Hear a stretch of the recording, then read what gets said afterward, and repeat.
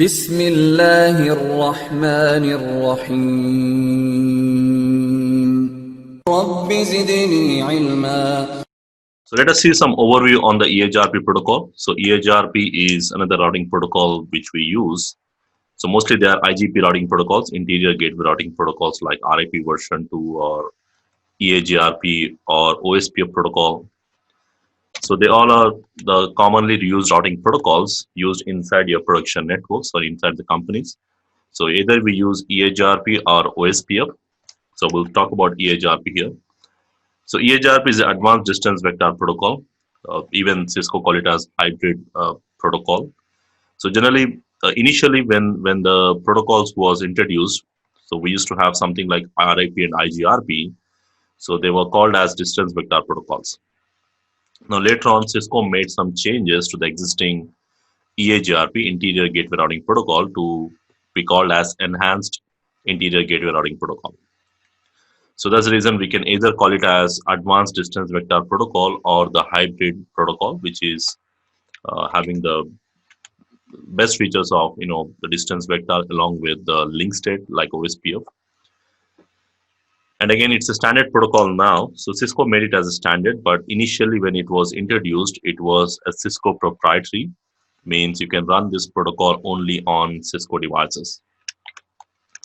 But whereas now you can run this on any vendor, even though very less commonly used in other vendors, because normally you see OSPF is most commonly used in most of the other vendors. But most of the time, if you're using Cisco devices or the Cisco routers, you may want to use EHRP routing protocol as well. So that's the reason you also need to know about EHRP. Again, EHRP is a classless protocol. Now, classless means, again, when the router is sending an update to the next router, it will not only carry the network ID, along with that, it will also include the subnet mask information. That is what classless, which supports subnetworks, VLSM designs.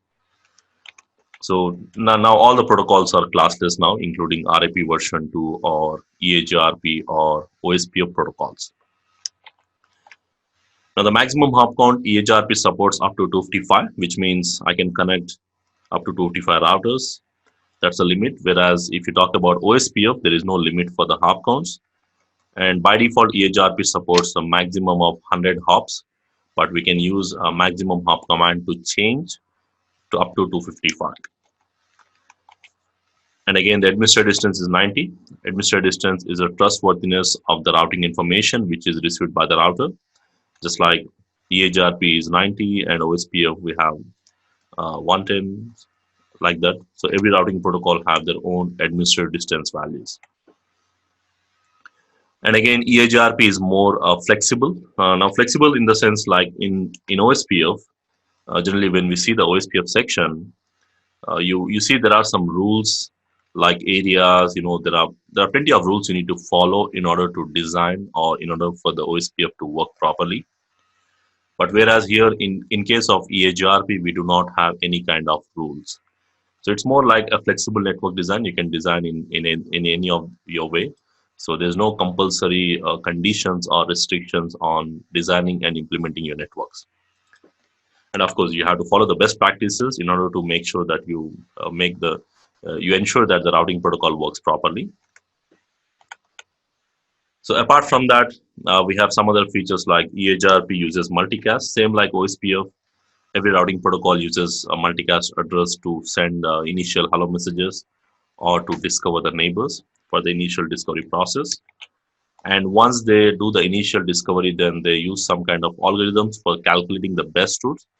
And here we call it as a diffusion update algorithm. That's an algorithm which is used by EHRP to calculate the best route and calculate the loop-free paths, and also enables a faster convergence.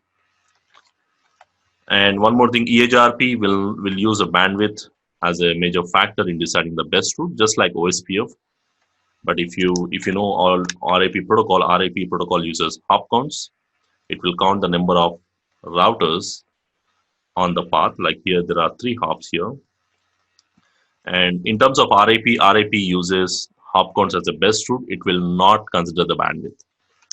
But whereas most of the current routing protocols which we use, like EHRP and OSPF, they prefer to consider the bandwidth as a deciding factor in order to calculate the best route. So we'll see this more on the path selection process, the metric calculations, what are the different values used probably in our next sections.